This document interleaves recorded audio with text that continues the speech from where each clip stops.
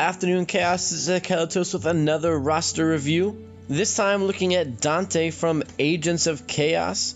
Dante is one of our leaders down there and is trying his best to get this team and his guild ready for Heroic Sith, hopefully with this new Jedi Training Ray event coming back. They are getting really close, but I just want to spend some time and go over Dante's roster and see what he's got and how he's looking as far as his Heroic Sith preparations. And as we can see from the front here, he does have Jedi Training Ray, 7-star Gear 12, with a couple of Zetas already. So let's go back in there, check it out, and see what else is going on. And we see a decent number of Zetas here and plenty of Gear 12s with a lot of Gear 11s. So Dante is probably well on his way to getting to Heroic Sith readiness. And seeing that all these Gear 12 and Zeta characters are fairly useful for the raid.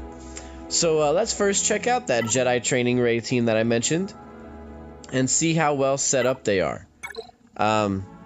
Ray is the most geared, and it looks like your R2, BB-8, Scavenger Ray, and Resistance Trooper are all Gear 11, which is awesome. And hopefully you're working on them getting to Gear 12.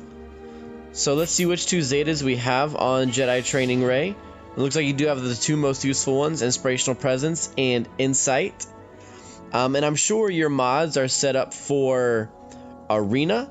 However, from what I have been told, and I'll double check this, you really want to get her mods for crit damage and potency. I believe that is what she needs. If not potency, it will be crit chance with a very high speed secondaries if you can, instead of the full speed set. Like I said, I'm sure the speed set is just for arena, but for maximum damage in raid, that's what you're going to want to do. R2, D2, and BB-8 both will need to be super fast. I've heard that R2's combat analysis is a good Zeta to have. I probably won't do it for a while, but I've definitely heard many people say that it's good. So you could throw that Zeta on there in the near future. And looks like you got the right mod sets here on R2. Your triangle, I would personally try and find a health one. A health triangle with a high speed secondary. But if that's the highest speed you got, then that might be the better option. Like I said, I'm not entirely an expert, though I'm well on my way to getting my group almost to where yours is at. So hopefully I can talk from experience here soon. Your BB-8. It is my understanding BB-8 should be the fastest character by far. So as much speed as you possibly can. Roll with the punches is practically required. And self-preservation protocol is nice to have. It definitely helps to keep R2 alive, because self-preservation's protocol will let all droid allies heal for 8% health whenever BB-8 evades, which he will do since he's getting tons of foresight. So if you can throw that Zeta on him, I'm pretty sure he and R2 will have a better chance of surviving. Your Scavenger Ray doesn't need her Zeta, and I believe ideal sets for her is a crit chance and a crit damage set with super high offense secondaries. You could use speed on her, but I'm sure it's not one of her biggest focuses. You just want her to hit super hard. And same thing with Resistance Trooper. He's not here to go fast, and you won't need potency on him. From what I understand in the raid, you really want him with crit chance and crit damage with high offense secondaries, and he does not need speed. It is my understanding that this Guerrilla Tactics Omega is where all of his turn meter gain comes from. So that's what's going to give him speed and turn meter, so you don't really need that on him. You just want him as much crit chance and crit damage as possible so that he can hit super, super hard. Now, outside of phase 1, it's time to get a little creative, because phase 1 really is this team with 1 or 2 possible changes. But once you get into phase 2, phase 3, phase 4, then you can kind of mix and match some groups. For you, I think your phase 2 will be well served with a Sith Empire group. Primarily Sith, but a couple Empires. Because this group will be led by an Emperor Palpatine, whose Zeta you have. And for Emperor Palpatine, you would probably want crit chance and crit damage. Possibly some health and protection, because he is kind of squishy. And he'll be okay if you can get Crackling Doom. But for right now, you maybe just get some health secondaries and maybe some health and crit damage sets so he can do damage. Along with your Emperor Palpatine, you will want Darth Vader, who you will probably want potency and crit damage, because a lot of his damage is going to come from Calling Blade, and you want that to crit as often as you can. This group also works best with Darth Sion, who I see you are farming. Darth Sion, he doesn't really need many defensive secondaries. You really want to get him offense. You know, offense set, crit chance set, crit damage set, maybe some potency. Because you really, really, really want to get his Zeta on here. Because without his Zeta, he will not be able to use Held by Hatred in the raid. Even with his Zeta, it is very difficult for him to survive long enough to use Held by Hatred. Unless, of course, you're running him under an Emperor Palpatine lead. So, you definitely want to use Emperor Palpatine.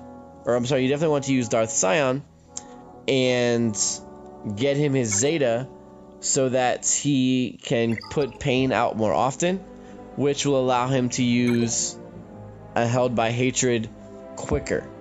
So, while you do that, you want to get offense, crit damage, crit chance sets, because he is going to be probably your highest damaging character in this. Well, he'll be a very high damage character, but with the rest of your group, probably not, because I doubt he will be able to match the damage of Darth Nihilus.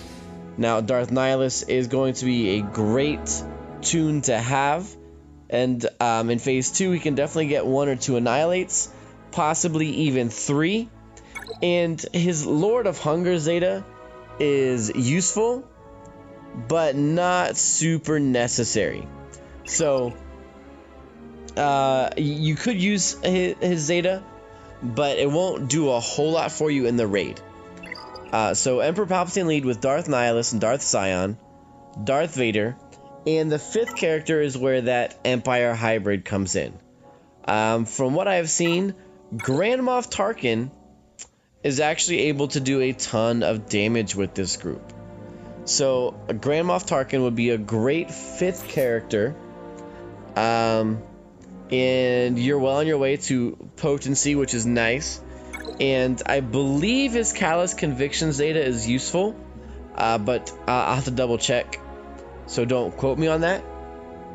But if you throw a bunch of potency on Grand Moff Tarkin, he gets a lot tankier because of his Callous Conviction unique, which grants him defense equal to his potency percentage. So that would be nice to have. And this group, like I said, I've seen do 500,000 to 1 million damage with Emperor Palpatine, Darth Vader, Grand Moff Tarkin, Darth Nihilus, and Darth Sion.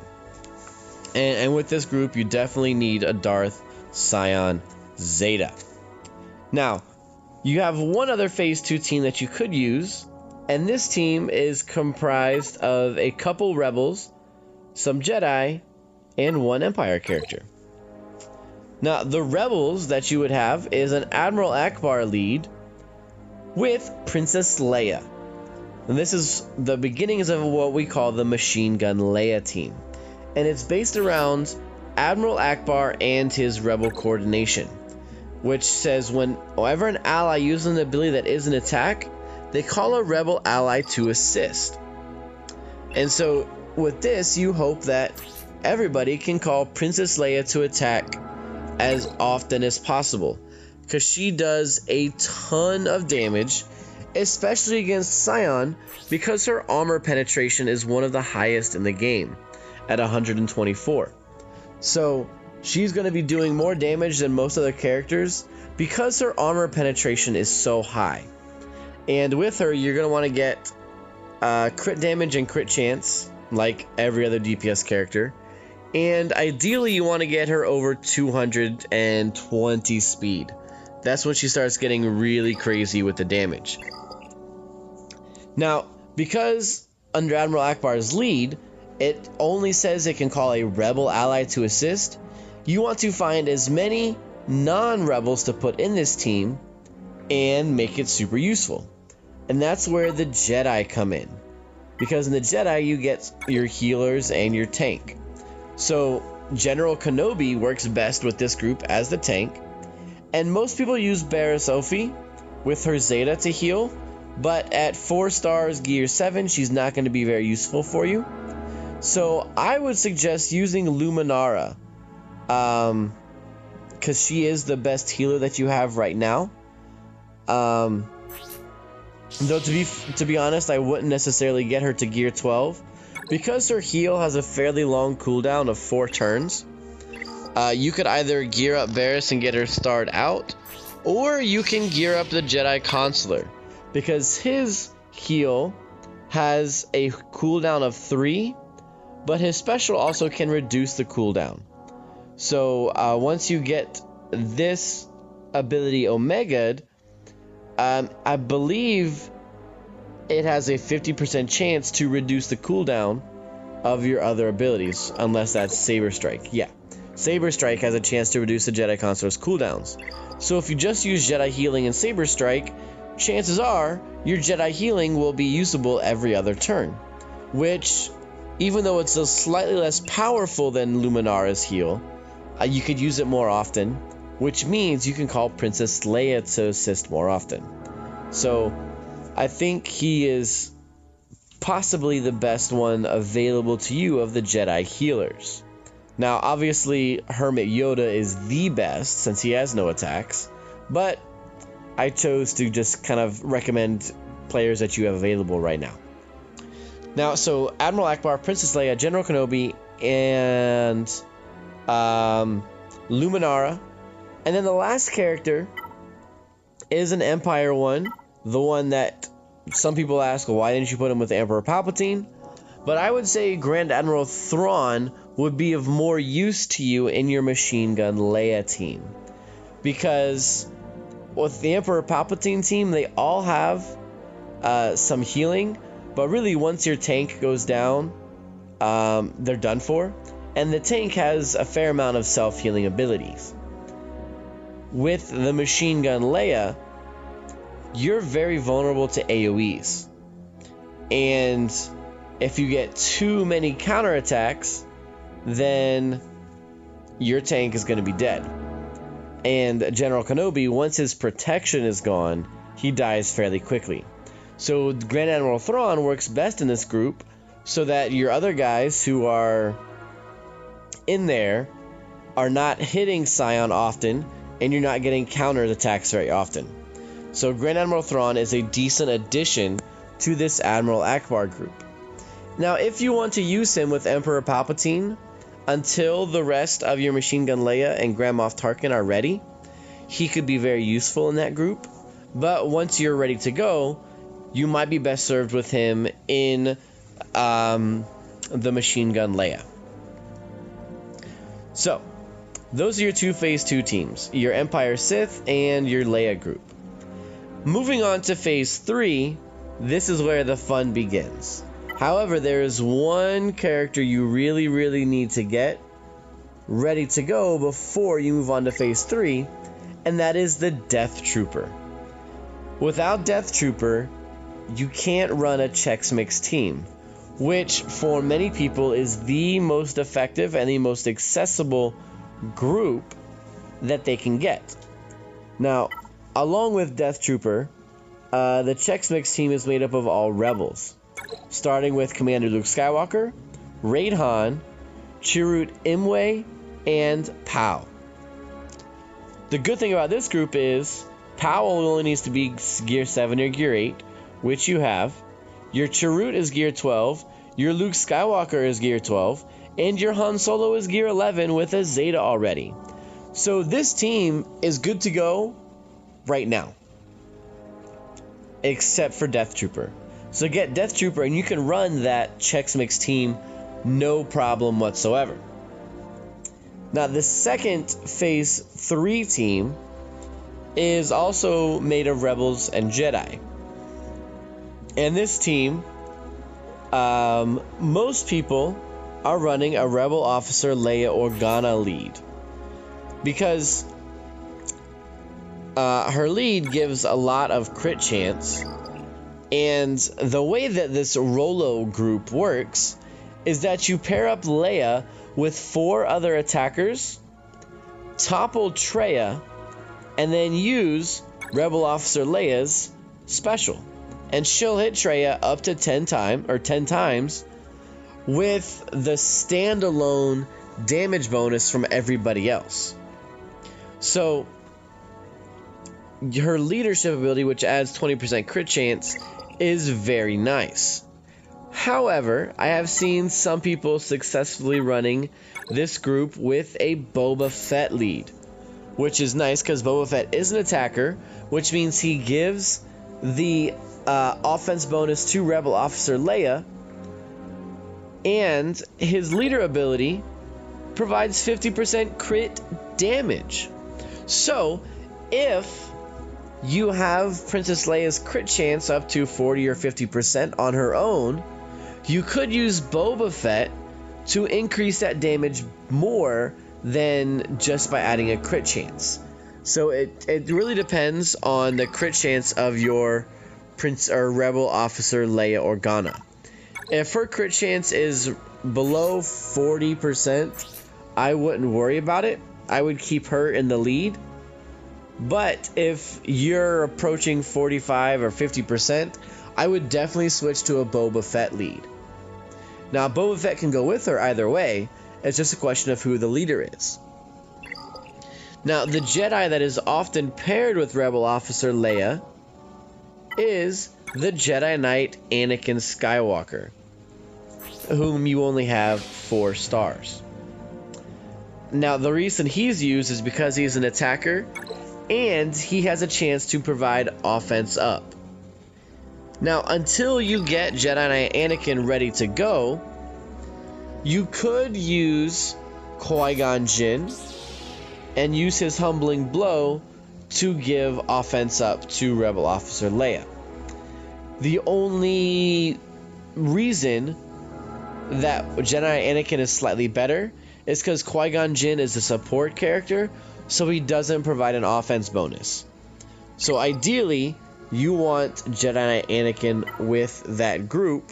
So Rebel Officer Leia, Jedi Knight Anakin, and then 3 attackers who have the highest offense. So you could use Savage, you could use Kylo Ren, you could use Darth Maul, Wedge Antilles, any of these high offense attackers that you're not already using in another group. Now, with those 2 groups, your phase 3 is set. There really isn't a lot of other teams that are very effective in phase 3. So let's move on to phase 4. And you've got the workings of 2 very, very strong groups, starting with the Night Sisters. Now, the Night Sisters work best with Asajj Ventress, Old Daka, Talia, Night Sister Zombie, and Mother Talzin. Now, obviously, your Talzin is only 5 stars, So you could go with Asajj, Oldaka, Talia, Night Sister Zombie, and Night Sister Acolyte until you get Talzin to 7 stars. I'm not an expert on how this team works, so I couldn't really guide you through the strategy. However, I can direct you to some individuals in our guild, or link you to another YouTube video that has this Night Sister strategy. So you're definitely well on a way to a phenomenal group here. And this group with your Jedi Training Ray group, if you run them well, they can give you upwards of 8 or 9 million just with those 2 groups. So you're well on your way to being a true titan of this raid. Now the other group that you have for phase 4 that isn't necessarily as effective but still good is First Order. Your original First Order team is looking pretty strong. Now this team, you would definitely want a Zeta on Kylo Ren Unmasked and his leadership ability Merciless Pursuit, because it helps your team stay alive and it provides them speed and all kinds of fun stuff. But the particular part here is that when any First Order ally receives a status effect, they regain protection, and that's why you really want his Zeta. His unique is not as necessary. So with Kylo Ren Unmasked, for right now, you would probably run best with a First Order Stormtrooper, First Order Officer, First Order TIE Pilot, and Captain Phasma. Now, when you get the chance, First Order TIE Pilot actually will probably stay there. I'm sorry. Your First Order TIE Pilot eventually will be replaced by First Order Executioner, because the Executioner does insane damage. And Captain Phasma and the turn meter gain that she offers will be replaced by First Order Special Forces TIE Fighter. Or if you don't want to use Captain Phasma, use Kylo Ren, because Kylo Ren does provide turn meter to your team as well.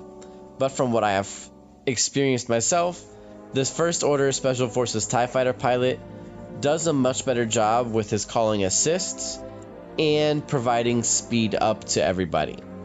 So your First Order team is well on its way to being there, but I would kind of let them sit on the back burner until almost all of your other groups are ready to go. Your Night Sisters, your Jedi Training Ray, your Sith, your Chex Mix, your Rolo group. Get all those done first. But as you see, you have 7 groups that are practically ready to go. You do need some gear on them to make them more effective, but you're right there. And you could probably be doing a ton of damage in the raid, provided you could find the right mods, because mods make a huge difference in this raid. So with that being said, once your Death Trooper is maxed, I'd probably start farming some of those mods and making sure you're looking for mods in the mod store, because you really want to get that crit chance and crit damage up. So hopefully this gives you some pointers and affirms what you've already been doing, because it looks like you've been focusing on a lot of those teams already. So best of luck to you, Dante. Keep up the good work, and good luck to you and agents.